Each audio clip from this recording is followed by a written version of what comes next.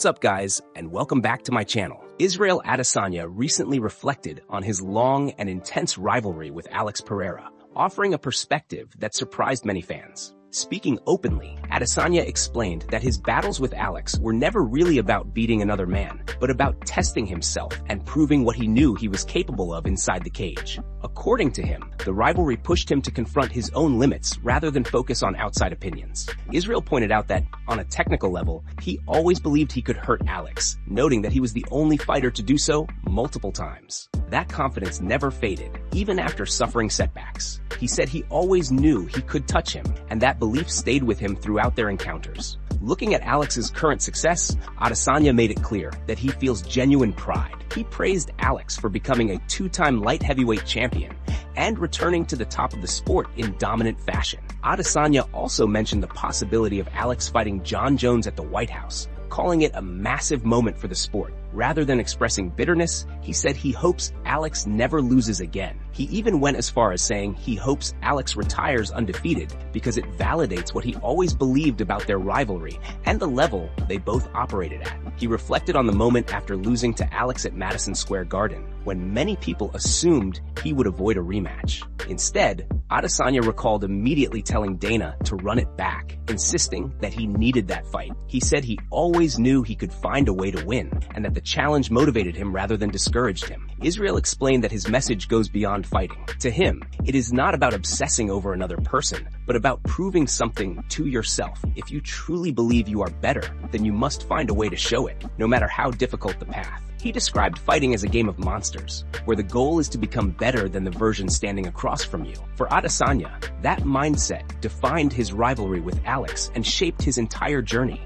And before we continue, make sure to leave a like on the video and subscribe to help support the channel. Moving on to another news, Daniel Cormier recently weighed in on the ongoing tension between Arman and Ilia, and he made it clear that despite all the trash talk, he has nothing but respect for both fighters. Over the past few weeks, fans have watched a steady back and forth between the two, with Arman expressing frustration about not receiving a title shot and feeling like he has been avoided. From Ilia's side, he has repeatedly stated that he would never give Arman a title opportunity because of the situation involving Islam from nearly a year ago. Even with that history and the heated words exchanged, Cormier believes the rivalry is real and meaningful. Speaking in an interview with Red Corner MMA while he was in Thailand, Cormier praised Arman for staying active and continuing to build his case. He said Arman is doing everything he needs to do and described him as potentially the best lightweight in the world since Islam left the division. Cormier highlighted Arman's size, strength, and physicality, pointing out that he continues to improve with every performance. He also mentioned that Arman looked excellent in his recent showing against Dan Hooker, which further reinforced his belief in Arman's elite level.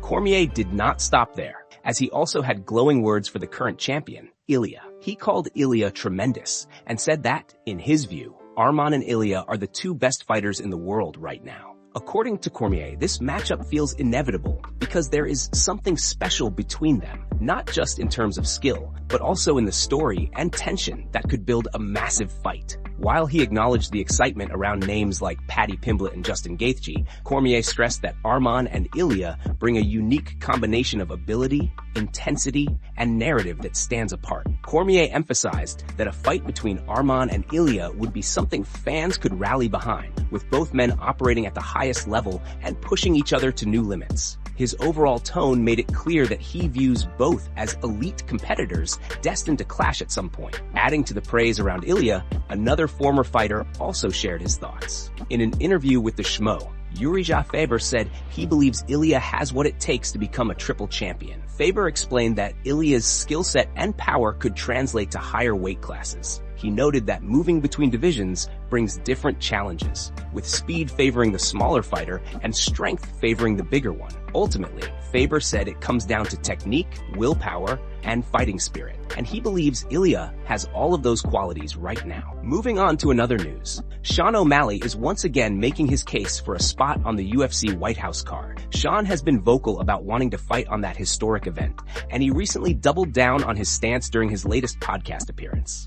According to him, if he goes out and beats Song Yadong at UFC 324, his argument becomes even stronger. A big win would put his name right back into the spotlight at a time when the UFC is searching for star power. Just days ago, reports surfaced that Ali also wanted a spot on the White House card and suggested there were not many big names available. Now, as the event begins to take shape, heading toward February, Sean believes he brings up a valid point. He explained that there is currently a shortage of true superstars in the UFC, especially American stars who are available and willing to compete on such a massive stage. On the podcast, Sean said the White House card sounds like it is truly happening and that it needs to be huge. He ran through the list of potential headliners and questioned who could realistically fill those roles. Conor remains a question mark. Jon Jones does not seem likely. Ilia is not expected to be there, and Alex Pereira also appears to be out of the equation. With several major names seemingly unavailable, Sean argued that his presence could make sense,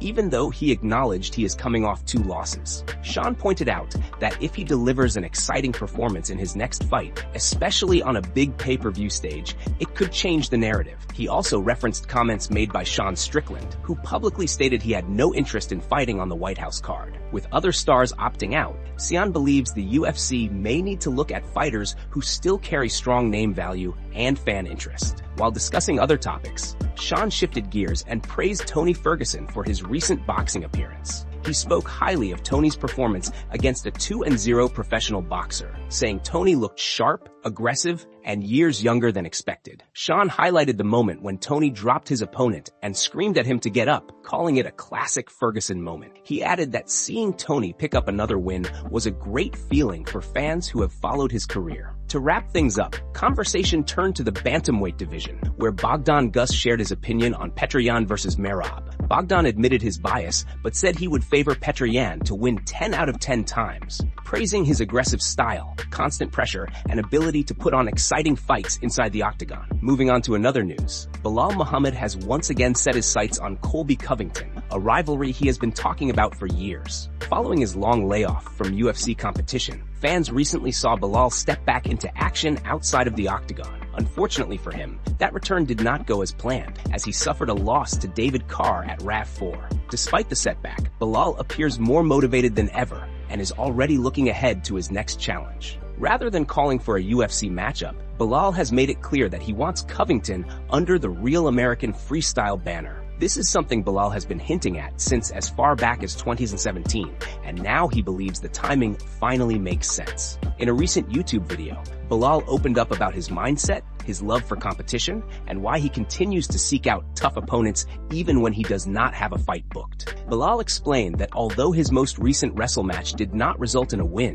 he still viewed the experience positively. He described it as a great time and emphasized that he was competing against one of the best guys in the world. He gave credit to Raf for putting on a strong event and said he was proud to be part of an amazing show. According to Belal, challenges like these are exactly what drive him as an athlete. He went on to say that when he does not have a fight scheduled, he looks for any opportunity to compete, whether that means grappling or wrestling. Belal stressed that he will always take a chance to test himself against elite competition, explaining that facing the best in the world is how he continues to grow. He added that he hopes to get another opportunity soon and joked about possibly getting an easier opponent next time. That is when Belal turned his attention to Covington. He pointed out that Colby is scheduled to compete against Luke Rockhold in Miami this January under the Real American Freestyle rule set. Belal suggested that he might be there for the event and hinted at the possibility of facing the winner. He stated that if he was able to do well against the best wrestler in the world, then he is confident in what he could do against what he called the trash of the division, taking a clear verbal shot at Covington. Belal's comments show that even outside the UFC, his competitive fire remains strong, and his long-running feud with Covington is far from over. Moving on to another news, there is growing speculation about Robert Whittaker potentially moving up to the light heavyweight division heading into 2026. At the moment, there is still no clear answer regarding Whittaker's next UFC fight. The last time fans saw him compete inside the octagon was back in July, and it has been a tough stretch for the former champion. Whittaker is currently on a 2-fight losing streak, having suffered losses to Argar and Khamzat, which has naturally raised questions about what comes next in his career. If you have been keeping up with the channel, Whittaker previously called out Sean Strickland in October for a potential matchup on the White House card. However, those plans never materialized, as Strickland went on to book a fight with Anthony Hernandez instead. With that option off the table, attention shifted toward Whittaker's long-term plans and when he might return to competition. In a recent episode of the MMA Arcade podcast, alongside Johnny Rose, Whittaker provided some important updates. He revealed that he is aiming to make his return to the UFC sometime around mid-2026. More notably, he also admitted that he is seriously considering a move up to the light heavyweight division. Whittaker explained that he has been spending time working on new skill sets and refining different aspects of his game, and he feels that next year could be the right moment to try something different. During the discussion, Whittaker acknowledged that many people would immediately point to his height as a concern. He pushed back on that idea, noting that he has always been at a reach and height disadvantage throughout his career. According to him, most opponents he has faced already had physical advantages, so the difference at 205 pounds may not be as significant as some believe. He added that he feels like a bigger guy now and sees little harm in experimenting with a new division after so many years at middleweight. Whittaker made it clear that this is not an immediate decision, but rather an idea he is seriously playing with as he looks ahead to next year. He emphasized that the final call will come later,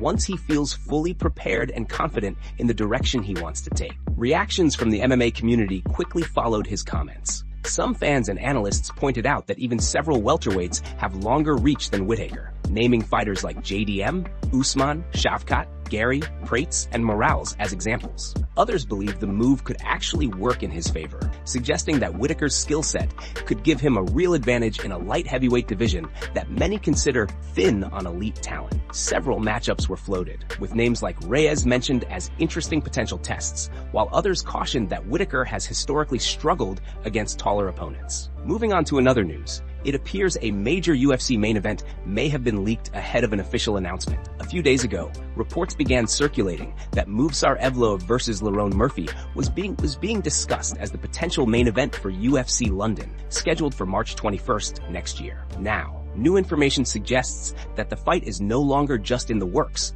but officially signed and locked in. According to a post shared on social media by Kevin K, sources have indicated that contracts for Movsar Evloev vs. Lerone Murphy have been signed, and the matchup is set to headline UFC London. The post claimed that the bout is finalized and will serve as the main event, marking a huge opportunity for both fighters on a major international card. This matchup has added significance due to recent frustration from both men. Just weeks ago, Movsar and Lerone publicly expressed disappointment after it was announced that Diego Lopez would receive a title shot against Alexander Volkanovski in a rematch, rather than one of them. Lerone reacted strongly to the news, stating that missing the chance to fight one of the featherweight greats hurt the most. He added that the situation no longer seemed about who was the best, but instead about who was the most popular. Movsar also responded to the title fight announcement and used the moment to directly call out Lerone. In his message, Movsar offered Lerone the opportunity to fight in a #1 contender bout, urging him to accept the matchup on the same card as the championship fight.